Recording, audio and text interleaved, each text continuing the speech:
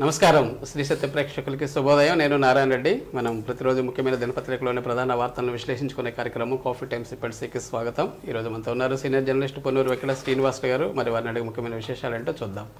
నమస్కారం గురుగారు. నమస్తే, good morning. Very good morning and welcome to coffee time. Thank you. ఒకసారి హెడ్లైన్ చూద్దాం, తర్వాత మన ప్రకాశం డిస్ట్రిక్ట్ న్యూస్కి వెళ్దాం. సో ముందుగా సాక్షిలో చూస్తే సరికొత్త దారిలో సర్కారీ చదువులు, రాష్ట్ర విద్యా వ్యవస్థలో సమూల మార్పులు, ఖర్చుకు వెరవక పేద విద్యార్థులకు మెరుగైన చదువు, విద్యా దీవెన నిధుల విడుదల కార్యక్రమంలో సీఎం జగన్. ఓకే. ఇక మోసాలు, కుట్రలు, కుతంత్రాలు ఇవే దుష్ట చతుష్టయం వారి దత్తపుత్రుడి మేనిఫెస్టో. భీమవరం సభలో నిప్పులు చెరిగిన సీఎం వైఎస్ జగన్. ఇక వాలంటీర్లకు ప్రతి నెల అదనంగా 750 రూపాయలు, ఇంటింటికి రేషన్ పంపిణీ పర్యవేక్షణ ప్రోత్సాహకం, గ్రామ వార్డు సచివాలయ శాఖకు పౌర సరఫరాల శాఖ లేఖ, రాష్ట్ర వ్యాప్తంగా అధికారులందరికీ ఆదేశాలు. పారిశుద్ధ్య పనులు కూడా వాళ్ళకి అప్పచెప్తున్నట్లున్నారు, చేస్తారు. ఇక ఏపీలో ఆరోగ్య సేవలు బేష్, కేంద్ర ఆరోగ్య కుటుంబ సంక్షేమ శాఖ మన్సుఖ్ మాండవీయ. ఇక విజయవాడ ప్రభుత్వ ఆసుపత్రుల్లో క్రిటికల్ బ్లాక్కు శంకుస్థాపన. ఓకే. ఇక ప్రజారోగ్యంపై ప్రత్యేక శ్రద్ధ, ఆరోగ్యశ్రీ చికిత్సల తర్వాత అందించే ఫాలోఅప్ వైద్య సేవలపై ప్రభుత్వం ప్రత్యేక దృష్టి. ఇవి సాక్షిలో వచ్చిన ప్రధాన వార్తలు. ఓకే. ఈనాలో చూస్తే మనసు లేని మామ, పేద పిల్లల్ని పట్టించుకొని సీఎం జగన్, సంస్థల చట్టంలో సంక్షేమ వసతి గృహాలు. నగరాల్లో దుర్గంధం, కార్మికుల సమ్మెతో భారీగా పెరిగిపోతున్న వ్యర్థాలు, కరోనా కేసులతో ప్రజల్లో మరింత ఆందోళన. ఇక విద్యా వ్యవస్థ రూపురేఖలు మార్చాం, 4.5 ఏళ్లలో 73,000 కోట్లు ఖర్చు చేశాం. తెదేపా జనసేన నాయకులకు విశ్వసనీయత లేదు, విద్యా దీవెన సభలో సీఎం జగన్. ఇక దివ్యాంగ సిబ్బందికి పదోన్నతిలో రిజర్వేషన్లు 2016 జూన్ 30 నుంచి అమలు, ఉత్తర్వులు జారీ చేసిన కేంద్ర ప్రభుత్వం. ఇక వైకాపాలో సిట్టింగులకు 2 విడతల్లో షాక్, తొలి దఫాలో 50 మందికి, జనవరి 2న జాబితా వెల్లడి. తెదేపా జనసేన సీట్ల ప్రకటన చూసి మళ్ళీ విడత సమీకరణాలు. ఇక యువత సైకిల్ ఎక్కి ఫ్యాన్ను చిత్తు చేయాలి, పెద్దిరెడ్డి ఆయన కుమారుడు తమ్ముడికి టికెట్లు ఇవ్వనని చెప్పే ధైర్యం ఉందా జగన్, చంద్రబాబు వ్యాఖ్యలు. ఇక మా పొత్తుతో జగన్లో భయం, వైకాపా విముక్త ఏపీ లక్ష్యం కావాలి, తల్లిని చెల్లిని గెంటేసిన పాలనలో రాశారు. ఇవి ఈనాడులో వచ్చినవి. ఇక ఆంధ్రజ్యోతిలో చూస్తే అంటే కోట్లు, టికెట్ కావాలంటే కప్పం కట్టాల్సిందే. ఇక సైకిల్ ఎక్కండి, పల్లెల్లో తిరిగి ఫ్యాన్ను చిత్తుగా ఓడించండి. ఇక జనం కోసం మాట్లాడితే తొక్కేస్తున్నారు, పరదాల మటున తిరిగే సీఎం అవసరమా, పురంధేశ్వరి. ఇక వైసీపీ అధికారంలోకి రాకూడదంతే, జగన్ పాలనలో సర్వనాశనం, పవన్ కళ్యాణ్. జగన్కు ఓటేసి తప్పు చేశాం, గుడ్డి ప్రభుత్వానికి మా సమస్యలు కనిపించవా, వైసీపీ సర్కార్పై బగ్గుమన్న అంగన్వాడీలు. ఇవి సార్ ప్రధాన వార్తలు. అంటెల్లో ఇవి మన ప్రకాశం డిస్టిక్ వార్తలకు వస్తే పేదల చదువులకు ప్రభుత్వం అండ. నిన్న భీమవరంలో సీఎం జగన్మోహన్ రెడ్డి గారు కూడా ప్రారంభించారు కదా. మన జిల్లాకి వచ్చే 38,280 మందికి ఇది జగనన్న విద్యా దీవెన కింద 4వ విడత నిధులు పంపిణీ చేశాడు కార్యక్రమం. అంటే ఈ సంవత్సరానికి అయిపోయినట్లు, అంటే అకాడమిక్ ఇయర్ కూడా అయిపోతుంది, పరీక్షలు కూడా జరగబోతున్నాయి కాబట్టి 38,280 మంది తల్లుల ఖాతాలోకి వేశారు. అంటే సుమారు మన జిల్లాలో ఈ విడత 30.93 కోట్ల రూపాయలు వాళ్ళ ఖాతాల్లోకి వాళ్ళ ఖాతాల్లోకి వేయటం జరిగింది. దీంట్లో లబ్ధి పొందినటువంటి వాళ్ళు 13,624 మంది ఎస్సీలు ఉన్నారట, ఎస్టీలు 1,028 మంది ఉన్నారట, బీసీలు 12,584 మంది ఉన్నారు. అలానే ఈబీసీలు కూడా ఉన్నారు 9,890 మంది.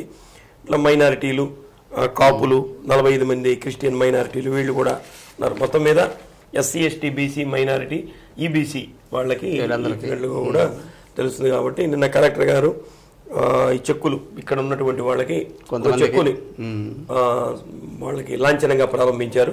వాళ్ళ యొక్క తల్లుల ఖాతాలో పడతాయి. కాబట్టి రాష్ట్ర ప్రభుత్వం ఏదైతే ఉద్దేశంతో చక్కగా చదువుకోవాలనే ఉద్దేశంతో ఈ పథకాన్ని తీసుకొచ్చింది. కాబట్టి దీన్ని ఉపయోగించుకొని బాగా అభివృద్ధిలోకి రావాలని చెప్పి కాంక్షిస్తున్నారు. మన జిల్లాలో కూడా ఈ 4 విడతల్లో 138 కోట్ల రూపాయలు చేసినట్లుగా కూడా సమాచారం తెలుస్తుంది. మీద వీళ్ళందరూ బాగా చదువుకొని అభివృద్ధి సాధిస్తే మంచిది. అంటే ప్రభుత్వం కూడా దీని మీద ఎక్కువ ఖర్చు చేస్తుంది కాబట్టి, దృష్టి పెట్టింది కాబట్టి దాన్ని సద్వినియోగం చేసుకొని అందరూ కూడా ఎదగాలని మనం కూడా కోరుకుందాం. ఏంటి సార్, అభివృద్ధిని అడ్డుకుంటారా? ఎటువంటి అభివృద్ధి ఎవరు అడ్డుకుంటున్నారు? అది కౌన్సిల్ సమావేశం జరిగింది, నగరపాలక సంస్థ కౌన్సిల్ సమావేశం జరిగింది. సహజంగా కౌన్సిల్ సమావేశం జరిగినప్పుడు ఏంటంటే అధికార పక్షం ప్రతిపక్షాలు వాగ్వివాదాలు ఇవన్నీ సహజంగా జరుగుతూనే ఉంటాయి. అయితే దీనికి నగర సుందరీకరణకి కేటాయించినటువంటి 3.59 కోట్లు నగర సుందరీకరణ కోసం ఏర్పాటు చేశారట. అది నిబంధనలకు విరుద్ధంగా ఉందని చెప్పి టీడీపీ సభ్యులు వీళ్ళు చర్చని లేవనెత్తినట్టున్నారు. దాని మీద కొద్దిగా ఘాటుగా విమర్శలు ఎన్ని జరిగినట్టు తెలుస్తుంది. 2 ఏళ్ల పాటు కరోనా తోటి ఇబ్బంది పెట్టినా సరే, అంటే ప్రభుత్వం వచ్చిన తర్వాత 2 ఏళ్ళు కరోనా తోటి పోయింది. అయినా సరే నగర అభివృద్ధి కోసం స్థానిక శాసనసభ్యులు బాలినేని శ్రీనివాసరెడ్డి గారు విశేషమైనటువంటి కృషి చేశారు. నగరపాలక సంస్థకి ఆయన అండదండలు అందించి నిధులు అవన్నీ తెప్పించడం, అభివృద్ధికి కూడా బాగా సహకరించారు అన్నటువంటి విషయాన్ని మేయర్ గంగాడ సుజాత గారు చెప్పారు. ఇప్పుడు నగర కార్పొరేషన్ ఈ పారిశుధ్య కార్మికులందరూ కూడా ధర్నా చేస్తున్నారు. జగన్మోహన్ రెడ్డి గారు ఈ ప్రభుత్వం వచ్చే నాటికి 12,000 రూపాయలు వాళ్ళకి ఇస్తుంది కాంట్రాక్ట్ అవుట్ సోర్సింగ్ వాళ్ళకి. ఈయన వచ్చిన తర్వాత 6,000 రూపాయలు పెంచి 18,000 చేశారట. ప్లస్ వీళ్ళకి ఇది టీఏడిఏ రూపంలో ఏదో 3,000 రూపాయలు ఇస్తున్నారట కొన్ని ఖర్చులకి. అంటే మొత్తం ఇప్పుడు 21,000 రూపాయలు ఇస్తున్నారు. అంటే వీళ్ళు 26,000 రూపాయలు ఇవ్వాలని చెప్పి ప్రధానమైన డిమాండ్. అంతకుముందు 12,000 వస్తుంది, ఇప్పుడు 21,000 వస్తుంది. కాబట్టి దీన్ని మీరు కూడా ఆలోచించాలి. ఎవరో చెప్పినటువంటి ప్రలోభాలకి లోనై మీరు ఈ ధర్నాలు ఇవన్నీ చేయొద్దని చెప్పి కూడా వాళ్ళు కోరుతున్నారు. ఓకే, నీరు నిల్వ ఉండకుండా చూసుకోవాలి. దోమలు బాగా ఎక్కువైపోయింది. ఈ సందర్భంలో ఏమిటంటే ఎలా దీని చర్యలు తీసుకోవాలి, మలేరియా, టైఫాయిడ్ ఇవన్నీ కూడా వచ్చేదానికి అవకాశం ఉంది. ఇప్పుడు జలుబు వచ్చినా, దగ్గు వచ్చినా, జ్వరం వచ్చినా ఏమనుకుంటున్నారు, కరోనా అనుకుంటున్నారు. కాబట్టి కరోనా కాదు, దీనికి సంబంధించి పరీక్షలు చేసుకోవటం ద్వారా ఏదనేది బయటపడుతుంది.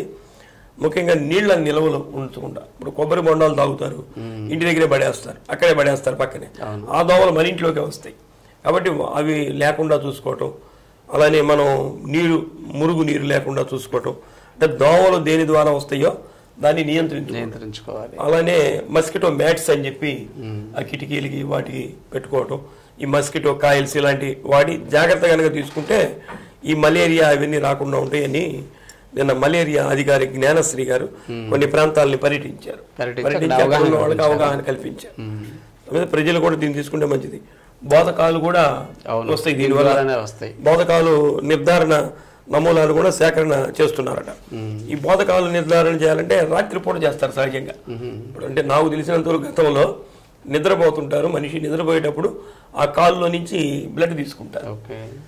మరి ఇప్పుడు ఏదైనా ఆధునికమైనటువంటి వైద్యం వచ్చిందో మనకు తెలియదు. అంటే ఈ బోధకాలకు సంబంధించినటువంటి క్రిములన్నీ కాలు దగ్గరికి చేస్తాయట. శరీరంలో నుంచి వచ్చినవన్నీ కూడా, అంటే మనిషి కదలకుండా ఉంటాడు కాబట్టి అక్కడికి చేస్తాయట. అక్కడి నుంచి తీస్తారు, దాన్ని తీసి టెస్ట్ చేస్తే బోధకాల లేదని తెలుస్తుంది. దానికి సంబంధించిన పరీక్షలు కూడా చేస్తున్నారు. కాబట్టి అది కూడా చేయించుకోమని చెప్పి కోరుతున్నారు. ఉద్యోగుల సమస్యలపై పరిష్కారంపై శ్రద్ధ. గ్రీవెన్స్ అందరికీ పెడుతున్నారు కదా, ఉద్యోగుల సమస్యలు కూడా వాళ్ళకు కూడా సమస్యలు ఉంటాయి. అవి నేరుగా పెద్ద అధికారి దగ్గరికి వెళ్ళి విన్నవించుకోవాలంటే కొద్దిగా కష్టమైనటువంటి పని.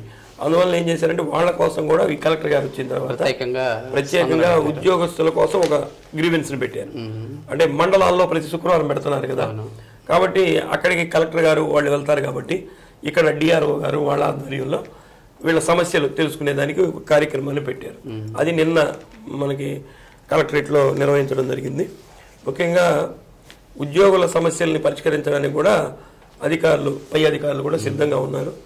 అంటే వీళ్ళకి ఏం కావాలో అవి కల్పించారనుకోండి బాగా పనిచేస్తారు కాబట్టి సమస్యలు కూడా పరిష్కరించేదానికి అవకాశం ఉంటుంది. కాబట్టి అందరూ ఉద్యోగస్తులమే కాబట్టి మీ సమస్యలు మా సమస్యలుగా భావించి పరిష్కారం చేస్తామని చెప్పి నిన్న డిఆర్ఓ శ్రీలత గారు వాళ్ళందరికీ కూడా భరోసా కల్పించారు. ఏదైతే అందరు ఉద్యోగులకు సమస్యలు ఉన్నాయి, అందరికీ ఉంటాయి, లేకుండా ఎవరు స్థాయిలో వాళ్ళకు ఉంటాయి, ఎవరి స్థాయిలో వాళ్ళకి. ఓకే సార్, నకిలీ వేలిముద్రల సామగ్రి స్వాధీనం ఏంటి సార్? ఇది మళ్ళీ వాళ్ళేనా, కొత్త వాళ్ళ వెళ్ళేమైనా? ఇది ఆశ్చర్యకరమైనటువంటి విషయం. నిన్న స్క్రోలింగ్ లో కూడా వచ్చింది. ఇది వస్తే మనం ఆశ్చర్యపోయాం, ఇదేంట వేలిముద్రలు కూడా నకిలీ చేస్తారా అని. జనరల్ గా ఏమిటంటే సంతకం పెడితే ఫోర్జరీ చేస్తారని చెప్పి వేలిముద్రలు ఇస్తున్నారు. అలానే ఇప్పుడు ప్రతిదానికి కూడా కంప్యూటర్ ఆన్ చేయాలన్నా, మన సెల్ ఫోన్ ఆన్ చేయాలన్నా సరే థంబ్ ఇంప్రెషన్ పెడుతున్నారు.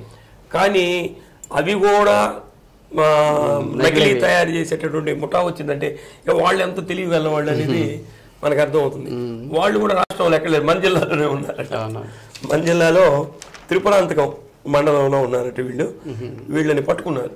అంటే వీళ్ళేంటి, కొంతమంది యాప్లకి వెళ్ళి ఇప్పుడు పెన్షన్ తీసుకోవాలి, వాళ్ళ చేత ఏలు ముద్ర వేయించుకుంటారు. అలాంటి కొన్ని వీళ్ళు తయారు చేయించి, అంటే ఉదాహరణ చెప్తున్నా, వేయించి వీళ్ళు ఏలు ముద్ర వేస్తే ఆ డబ్బులు వీళ్ళు తీసుకుంటున్నట్లు తెలుస్తుంది. అట్లా యాప్ల ద్వారా జరిగేటటువంటి మోసాలకి వీళ్ళు ఎవరంటే త్రిపురాంతక మండలం మేడపి గ్రామంలో తయారు చేస్తున్నారట. దీంట్లో షేక్ జాన్ బాషా అనే ఒక ఆయన, దేశావత్ ఉదయ్ కిరణ్ అనే ఒక ఆయన, షేక్ మదార్, ఈ ముగ్గురు కలిసి చేస్తున్నారట. మొత్తం మీద ఇది విచారణ బయటపడింది, వాళ్ళని అరెస్ట్ చేశారు. ఆ సామాగ్రిని కూడా స్వాధీనం చేస్తున్నారు. ఇప్పుడు ఐరిష్ ఉందనుకోండి, ఇప్పుడు ఐ కూడా తయారు చేస్తారు, ఐరిష్ ద్వారానే చేస్తున్నారు. కాబట్టి దీని మొత్తానికి ఈ ప్రత్యామ్నాయం కనుక్కున్నారు. అంటే మనం తెలివి వెళ్ళాలనుకుంటే దొంగలు ఇంకా తెలివి మీద ఉన్నారు అనేది అర్థం అవుతుంది. ఓకే సార్, ఇక అదనపు కట్నం కోసం వేధింపులు అంట, ఎక్కడ జైలు శిక్ష కూడా కట్నాల వేధింపులు ఉన్నాయి ఆ సమాజంలో అన్ని ఆశ్చర్యమే. ఎందుకంటే ఇప్పుడు సాఫ్ట్వేరు, హార్డ్వేరు, ఈ ఉద్యోగాలు, మహిళలు కూడా ఉద్యోగాలు చేస్తున్న తర్వాత కట్నాలు అన్నది ఎక్కువ కనపట్టాల. దాంట్లో తప్పులేదంట. ఇది ఏదో కొత్తగా మనకి కనిపిస్తుంది. అంటే ఇంకా ఈ ఆచారాలు ఇవన్నీ పోలేదనే మనకు కనిపిస్తుంది. 1,20,000 రూపాయలు పెళ్లి సందర్భంలో ఇచ్చారట. 15 సంవత్సరాలు బంగారం కూడా పెట్టారట. 2 సంవత్సరాలు అయిందట కాపురం కూడా చేసి, బిడ్డ కూడా పుట్టాడట. ఇప్పుడు వాళ్ళకి ఎందుకు కలిగిందో, వాళ్ళు కట్నానికి అదనపు కట్నానికి వేధిస్తుంటే అమ్మాయి సూసైడ్ చేసుకుంది. ఆ సూసైడ్ చేసుకుంటే ఇప్పుడు ఇది జరిగి కూడా 2012లో కేసు చేసుకుంటే అప్పటి నుంచి కేసు నడుస్తున్నట్లుంది. అత్త, మామ ప్లస్ భర్త, వీళ్ళ ముగ్గురు కూడా దీంట్లో ముద్దాయిలని తేల్చి వీళ్ళ ముగ్గురు కూడా 7 సంవత్సరాల జైలు శిక్షను విధించారు. 12 సంవత్సరాల తర్వాత 7 సంవత్సరాలు జైలు శిక్ష ఇచ్చారు. కాబట్టి వీళ్ళు ఎవరైనా సరే ఈ కట్నాల కోసం వేధింపులు చేస్తే ఇట్లాంటివి కనుక జరిగినాయి అనుకోండి, కేసు నిరూపణ అయితే ముగ్గురు పోయారు ఇప్పుడు జైలుకి, కుటుంబం మొత్తం పోయింది. నిరసనలో వెళ్ళిపోయాను సార్. అది అంగన్వాడీలు, ఈ సర్వశిక్ష అభియాన్లో చేసేవాళ్ళు, మున్సిపల్ కార్మికులు, వీళ్ళందరూ కూడా నిరసనల హోరు సాగుతూ ఉంది. మొత్తం నిరసన వెళ్ళు అని వేశారు. అయితే నిన్న మున్సిపల్ కార్మికులేమో ఒక వినూత్న రీతిలో వాళ్ళు మున్సిపల్ కార్యాలయం ముందు ఊరేసుకుంటున్నట్లు, మా సమస్యలు పరిష్కారం కాలేదు, వాళ్ళు ఊరేసుకుంటున్నట్లు ఒక వినూత్నమైనటువంటి నిరసన తెలియజేశారు. అయితే వీళ్ళకి ఈ నిరసన చేసేటటువంటి కార్మికులకి ఈ కాంట్రాక్ట్ లేబర్ ఎవరైతే ఉంటారో వీళ్ళందరికీ కూడా అన్ని యూనియన్స్ సపోర్ట్ చేస్తుంది. లేబర్ యూనియన్స్ ఉంటాయి కదా, ఏఐటియుసి, సిఐటియు, ఇంకా ఉన్నటువంటి అన్నీ కూడా వీళ్ళకి సంఘీభావం తెలియజేస్తున్నారు. అలాగే ఉపాధ్యాయ సంఘాలు కూడా ఈ సర్వశిక్ష అభియానాలు చేస్తున్నారు కదా, వాళ్ళకి ఉపాధ్యాయ సంఘాలు కూడా మద్దతు తెలియజేస్తున్నాయి. మొత్తం మీద ప్రభుత్వం ఏ నిర్ణయం తీసుకుంటుందో చూడాలి. ఓకే, ఇక మాగుంటపై విమర్శలు చేసే అర్హత అన్నాకు లేదు. మరి అన్న రాంబాబు గారు అన్నారు, మరి ఎందుకో అట్లా ఆయన ఆ విమర్శలు చేసాడో అర్థం కాదు. ఎందుకంటే మాగుంట గారు ఎప్పుడు పరుషంగా మాట్లాడినటువంటి సందర్భం కూడా లేవు. గతంలో ఆయన టీడీపీ నుంచి వైసీపీలోకి మారినప్పుడు చంద్రబాబు నాయుడు గారు ఒంగోలు వచ్చినప్పుడు విమర్శలు అవన్నీ కూడా చేశారు. అయినా కానీ ఆయన ఏమి పల్లెత్తు మాట అంటాం కానీ ఎప్పుడు ప్రతిపక్షాలను దూషించడం కానీ ఎవరిని చేసినట్టుగా కూడా మనకు కనపడదు. కానీ ఆయన ఎందుకు అంటే వీళ్ళు కూడా ఏమనుకుంటున్నారంటే ఆయన వెనక ఎవరన్నా ఉండిచ్చి ఈ చేత మాట్లాడించారా అన్నటువంటి దీన్ని వ్యక్తం చేశారు. నిన్న ఆయన అభిమానులు మొత్తం కూడా ఒక ప్రెస్ మీట్ పెట్టి అయినా బచ్చల ఘనశ్యామ్ గారు, తాతా ప్రసాద్ గారు, ఇంకా ఆయన అభిమానులు ఉన్నటువంటి వాళ్ళందరూ కూడా నిన్న ఒక ప్రెస్ మీట్ పెట్టి రాంబాబు గారు ఇలా మాట్లాడటం అనేది మంచి పద్ధతి కాదు, వారు మాట్లాడినటువంటి మాటల్ని వెనక్కి తీసుకోవాలి అని చెప్పాడు. ఇంకా ఆయన మాట్లాడింది ఏంటంటే మాగుంట శ్రీనివాసులు రెడ్డి గారు పోటీ చేసేటటువంటి ప్రాంతాల్లో నేను ప్రచారం చేసి ఆయనకి ఓటమికి నేను పనిచేస్తానన్నాడు. అక్కడేమో ఆయన నియోజకవర్గంలో గిద్దలూరులో ఏమో నాకు ఆరోగ్యం బాగలేదు నేను అందుకని పోటీ చేయను అన్నాడు. అంటే నీ నియోజకవర్గంలోనే నువ్వు తిరగలేక పోటీ చేయనటువంటి వాడివి, రెండు విరుద్ధ ప్రకటన. నువ్వు 7 నియోజకవర్గాల్లో ఎట్లా ఆయన ఓటమికి పనిచేస్తావు? కాబట్టి అంటే మళ్ళీ దీంట్లో ఏదన్నా ప్రతిపక్షం స్వపక్షం అనుకుంటే వీళ్ళిద్దరు స్వపక్షంలో ఉన్నవాళ్ళు, ఇద్దరు వైసీపీ నాయకులే. మరి ఎందుకు ఆ విధమైనటువంటి వ్యాఖ్యలు చేశాడనేది మనకి ఇంకా వివరాలన్నీ కూడా రావాల్సి ఉంది. మొత్తం మీద ఆయన వ్యాఖ్యలు మటుకు మాగుంట అభిమానులు మనస్తాపానికి గురయ్యారు, ఖండించారు. ఇక కుక్కల నియంత్రణపై చర్యలండి సార్ ఇవి దీనికి చాలా ప్రజల నుంచి బాగా నిరసన వెళ్ళు వస్తున్నటువంటి సందర్భంలో నగరపాలక సంస్థ కదిలినట్టు కనిపిస్తుంది. అంటే కుక్కల్ని వాటిని చంపడానికి వీల్లేదు. అవును, ఇప్పుడు చట్టరీత్యా వ్యతిరేకం. అయితే దీనికి కుక్కలు ఏమవుతుందంటే ఒక్కసారి కనుక సంతాన్ని పెడితే 7-8 పిల్లలు దాకా వస్తాయి, 10 పిల్లల దాకా కూడా వచ్చేసేటువంటి సందర్భం ఉంటుంది. అందువల్ల ఏంటంటే దీనికి కుటుంబ నియంత్రణ ఆపరేషన్ లాంటిది చేసేటటువంటి ఒక ప్రక్రియని శ్రీకారం చుట్టాడు. ఒక కుక్కకి ఆపరేషన్ చేయాలంటేనే 1500 రూపాయలు ఖర్చు అవుతుందట. దీనికి సంబంధించి ఒక ఏజెన్సీ కూడా మహారాష్ట్రకు చెందినటువంటి ఒక ఏజెన్సీ ఉందట. దానికి ఇప్పటికే కాంట్రాక్ట్ కూడా ఇచ్చారు. వాళ్ళు ఇక్కడికి రావటం, దీన్ని కుక్కల్ని కొన్ని తీసుకోవటం, వీళ్ళ ఆధీనంలో కొన్ని రోజులు ఉంటాయట, 3 రోజులు ఉంటాయట. ఇది ఇంజక్షన్ వేసిన తర్వాత ఈ రక్షణ చేసిన తర్వాత ఎక్కడి నుంచి ఏ బజార్ నుంచి కుక్కలు చేసి మళ్ళీ అక్కడే వదులుతారట. అంటే ఏమిటంటే ఇది కనుక చనిపోయింది అనుకోండి ఇంకా మళ్ళీ ఉత్పత్తి అయ్యేదానికి అవకాశం ఉండదు. వాటిని చంపకుండా మామూలుగా వదిలేస్తారు. వీటికి ఉత్పత్తి కలగదు కాబట్టి మళ్ళీ పిల్లలు పుట్టేదానికి అవకాశం ఉండదు. అటువంటి చర్యలు తీసుకుంటున్నారట. మొత్తం మీద నగరంలో 5000 కుక్కలు ఉన్నట్లుగా అంచనా వేశారంటే మొత్తం మీద. అంటే 50 డివిజన్లు ఉన్నాయి కాబట్టి 5000 కుక్కలు ఉన్నాయంటే ఒక్కొక్క డివిజన్ లో 100 కుక్కలు ఉన్నాయి లెక్క. దీని బజార్లోనే ఉన్నాయి 15 నుంచి 20 కుక్కల దాకా సరాసరి. మొత్తం మీద దానికి ఏర్పాటు చేస్తున్నారు. ఈ కొత్త మామిడి పాలెం దగ్గర అదేదో కేంద్రం ఒకటి ఉందట, వర్మి కంపోస్ట్ యార్డ్, దాని దగ్గర ఈ కార్యక్రమం చేస్తున్నట్టు కూడా తెలుస్తుంది. మొత్తం మీద కుక్కల నియంత్రణ అయితే మంచిదే. అంటే కుక్కలు చూడంగానే ఏమనిపిస్తుంది అంటే మనకి అవి కలుస్తాయేమో అని భయం కలుగుతుంది. పిల్లలు కూడా ఒంటరిగా వెళ్ళాలంటే రాత్రి నేను కూడా హౌసింగ్ బోర్డుకి వెళ్ళా, ఫంక్షన్ ఉంటే 9 అప్పుడు వస్తుంటే అన్ని కుక్కలన్నీ కూడా మనకి ఎదురు వస్తున్నాయి. ఎదురుతే మనకేమో భయం. అవి ఇప్పుడు 4 కుక్కలు ఉన్నాయి, ఒక కుక్కనే మనం ఎదుర్కొని అవి బాగా బలిష్టంగా బైక్ మీద వెళ్ళేటప్పుడు వెంట పడతాయి.